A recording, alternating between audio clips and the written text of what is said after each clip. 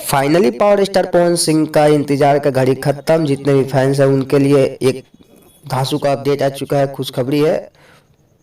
पवन सिंह के official page पर एक पुदीना या हसीना 2.0 का पोस्टर को लॉन्च कर दिया गया है वे म्यूजिक के द्वारा, जो कि पार्ट 1 आया था उसी चैनल से आने वाला है। इस गाने को लेकर पीयूष राव व रोशन सिंह विश्वास जी और आप सबके बीच में वही म्यूजिक डायरेक्टर जो कि आप सबको देखने को मिले थे, प्रियांशु सिंह, और गाने को गाए हैं पवन सिंह व शिल्पी राज। पार्ट 1 में अनुपमा यादव थी, पार्ट 2 में शिल्पी राज हैं। देखते हैं क्या बवाल होता है इस बार।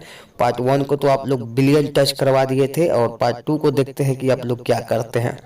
उम्मीद हमें है कि आप लोग इस गाने को भी वैसा ही प्यार दीजिएगा जैसा पार्ट 1 को दिए थे।